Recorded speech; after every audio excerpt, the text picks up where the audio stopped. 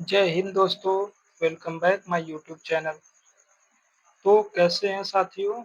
आज हम अपने नए टॉपिक के साथ आपको पढ़ाएंगे। जो हमारा टॉपिक है लैंगिक प्रजनन, सेक्सुअल रिप्रोडक्शन। ठीक, पिछली वीडियो में हम लोगों ने ये सेक्सुअल रिप्रोडक्शन पढ़ा था। अगर वो वीडियो नहीं देखा हो, लेक्चर नहीं देखा हो, अगर मिस किए हो तो आप जा करके हमारे यूट्यूब चैनल पर उस वीडियो को देख सकते हैं और पढ़ सकते हैं। बहुत ही आसान तरीके से और इजी लैंग्वेज में आपको पढ़ाई गई है, जो कि एग्जाम के पैटर्न से आपके लिए बहुत इम्पोर्टेंट है। उस जो ये रिप्रोडक्शन है, प्रजनन चैप्टर है, इसमें से 10 नंबर 20 नंबर के क्वेश्चन हर साल पूछे ही जाते हैं। तो जाइए आप लोग उसको पढ़िए और नोट्स बनाइए। बाकी नोट्स मैं आपको प्रोवाइड करा दूंगा। ठीक है, तो आइए आज हम अपने नए टॉपिक को स्टार्ट करते हैं। सेक्सुअल रिप्रोडक्शन, इसको हिंदी में लैंगिक प्रजनन कहते हैं। तो लैंगिक प्रजनन है क्या? सेक्सुअल रिप्रोडक्शन आपको समझ में आता होगा कि ये जो है, ये क्रिया ह्यूमंस में चलती है। ठीक है, जो एनिमल्स हो गए या मेल फीमेल हो गए, इनमें जो होता है ये सेक्सुअल रिप्रोडक्शन के द्वारा ही हम प्रजनन करते हैं, यानी अपनी पीढ़ी दर पीढ़ी को आगे बढ़ाते हैं। तो डिफिनेशन क्या है? लैंगिक प्रजनन की क्रिया में सजीव के द्वारा बनने वाली विशेष कोशिका संरचना जनन कोशिका या युग्मक, जिसको गैमेट कहलाती है। ठीक है, तो एक गैमेट क्या कहलाता है कि जो सजीव के विशेष कोशिकाओं से, ठीक है, संरचना जनन कोशिका का निर्माण होता है। ठीक, ये जो सजीव है उसके द्वारा ये जो विशेष कोशिका बन रही है, संरचना जनन कोशिका को हम क्या कहते हैं? गैमेट कहते हैं। ठीक, और ये होता क्या है?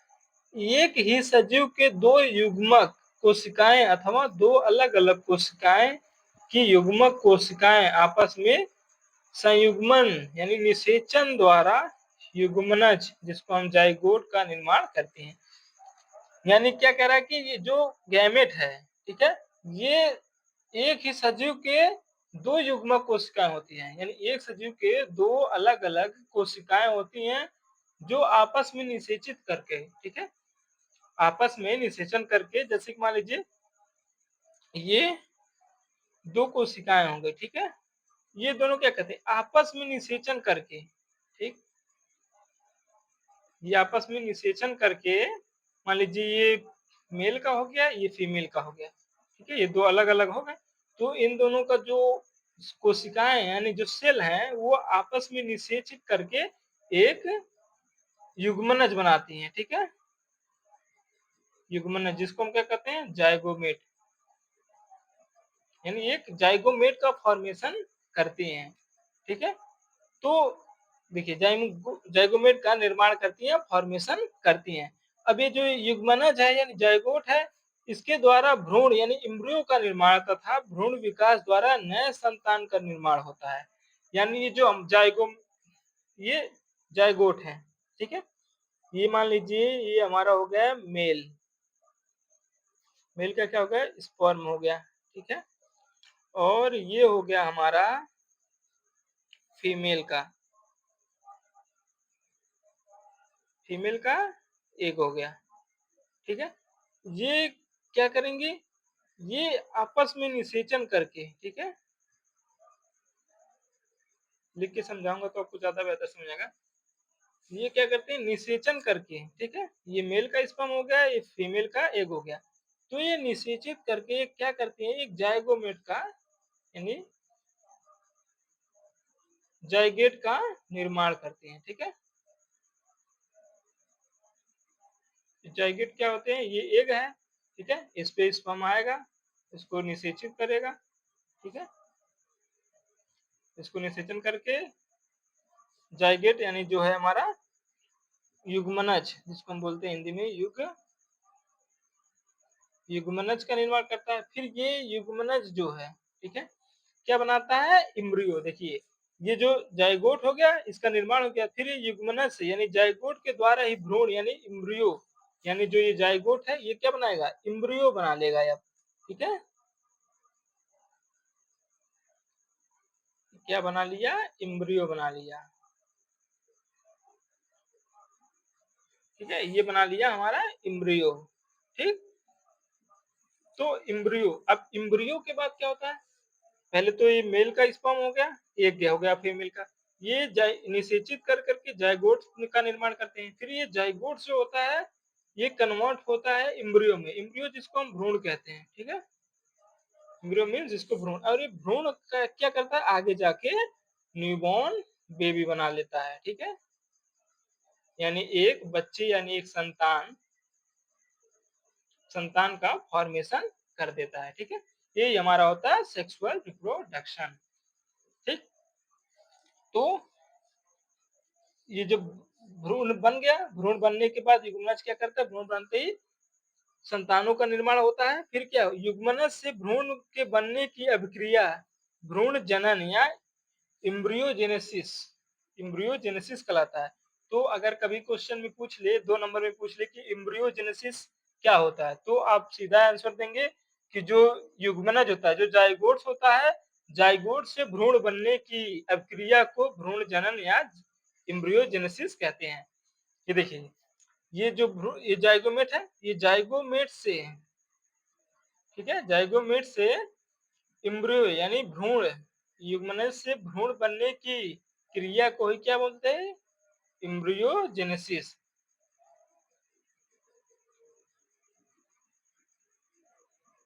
क्या बोलते हैं, इम्ब्रियोजेनेसिस यानी भ्रूण जनन।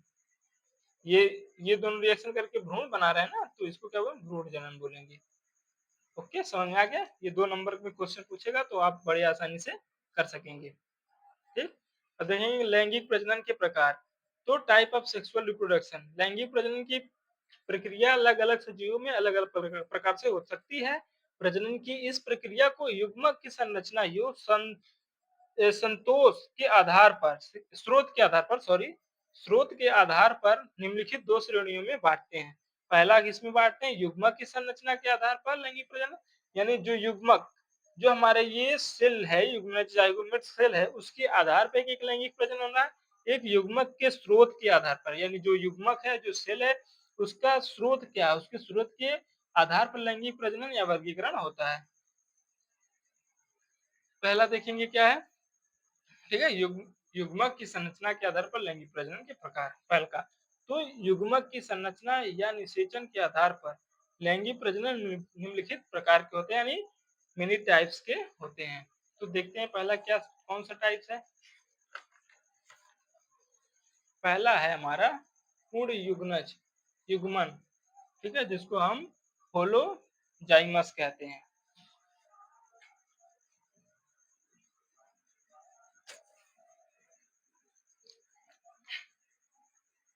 यह प्रक्रिया निम्नलिखित सजीवों के श्रेणी में होता है, जिसमें सजीव का पूरा शरीर ही युग्मक का कार्य करता है। ये कैसा होता है, ये ऐसी श्रेणी में है जिसमें जो सजीव है उसका जो पूरा शरीर है, यानी होल बॉडी युग्मक का कार्य करता है, यानी जाइगोट का क्या कार्य करता है।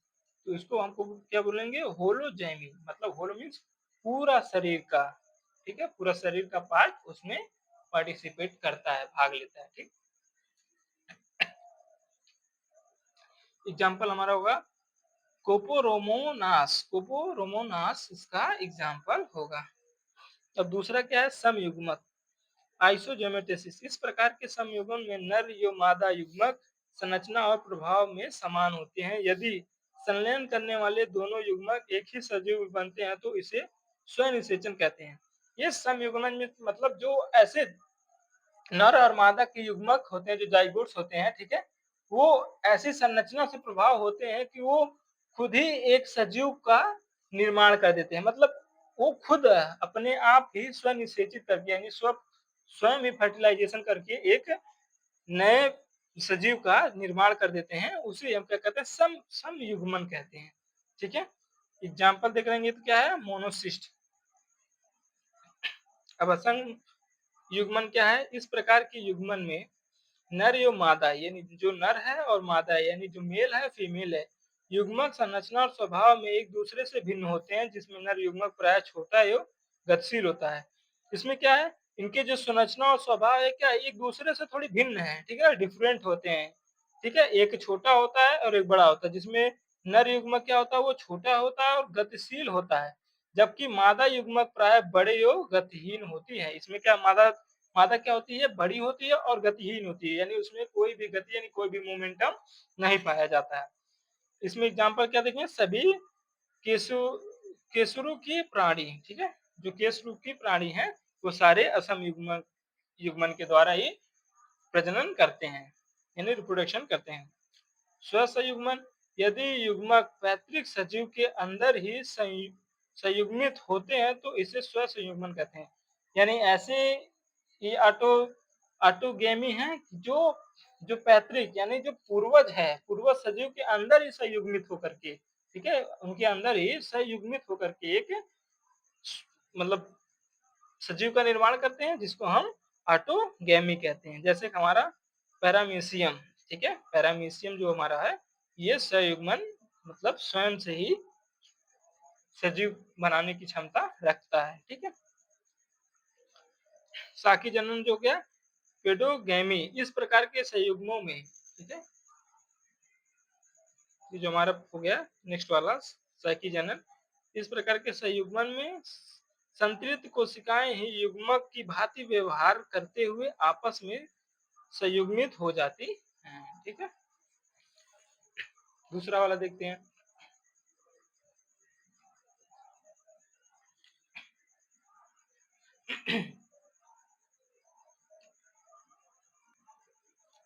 तो जो दूसरा हमारा है वो है युग्मकों के स्रोत के आधार पर लैंगिक प्रजनन, यानी जो युग्म है उनका स्रोत क्या है, ठीक है, उनका माध्यम क्या है, उनके माध्यम के आधार पर ही वो सेक्सुअल रिप्रोडक्शन कर सकते हैं।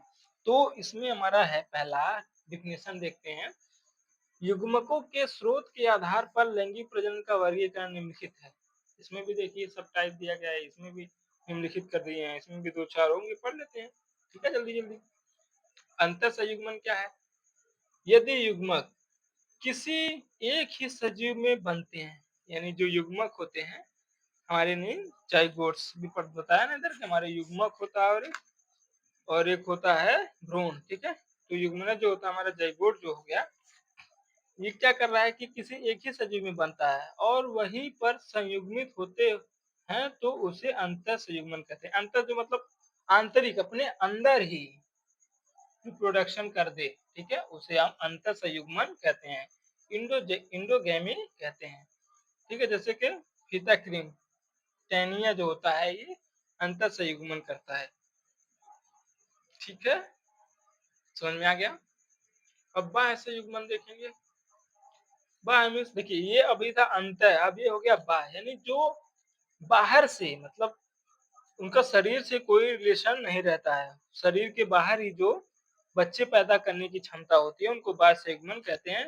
डिफिनेशन देखते हैं। इस प्रकार के संयुग्मक में युग्मक अलग अलग सजीवों में बनते हैं तथा सजीव से बाहर वातावरण में संयुग्मित होते हैं। जैसे मेढक, मेढक देखते होंगे बरसातों में जब मेढक आते हैं तो वो क्या करता है, वो अपने जो स्पर्म होते हैं जो एग होते हैं वो क्या करते हैं पानी में ही वो छोड़ देते हैं, जिससे वहां पे पानी में बाह्य, तभी तो ये कहा गया है बाह्य संयुग्मन।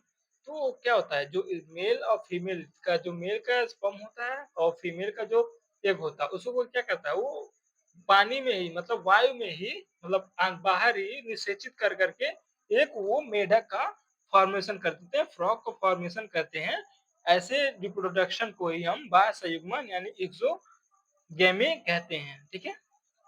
एग्जाम्पल में आप मेढक लिख देंगे, ठीक। अब कोशिकीय संयुग्मन क्या है, साइटोगेमी, संयुग्मन की इस विधि में सजीव के दो कोशिकाएं ही आपस में संयुग्मित हो जाती हैं, जैसे कि संघ प्रोटोजोआ के अधिकांशतः प्राणी, यानी जो हमारा जो संघ प्रोटोजोआ है उसकी अधिकांशतः मतलब अधिक से अधिक जो प्राणी है उसमें, ठीक है, सजीव हैं उनमें क्या होता है कोशिकीय संयुग्मन होता है। अब नेक्स्ट देखते हैं अपमिश्रण, इंडोमिक्सिक्स। इस विधि में अर्धसूत्री विभाजन तथा संयुग्मन दोनों ही नहीं होता है। अब देख लीजिए इसमें ना तो अर्धसूत्री विभाजन हो रहा है ना संयुग्मन हो रहा है, तो क्या कहते हैं, तो ये कैसे करेंगे? इंडो मतलब अपमिश्रण करके, बल्कि सजीव के शारीरिक संरचना में एक केंद्र में नए केंद्र का निर्माण होता है। इसमें क्या करते हैं ये? मतलब जो ये सेल है, सेल के जो बीज केंद्र है, ये केंद्र के ही आधार पर, उनकी शारीरिक संरचना के आधार पर ही एक नए केंद्र का निर्माण कर देते हैं, जिससे वो क्या होता है? एक नया सजीव का फॉर्मेशन हो जाता है, नए सजीव का प्रजनन हो जाता है। तो इसे हम अपमिश्रण कहते हैं। एग्जाम्पल में हम पैरामीशियम रख देंगे, ठीक।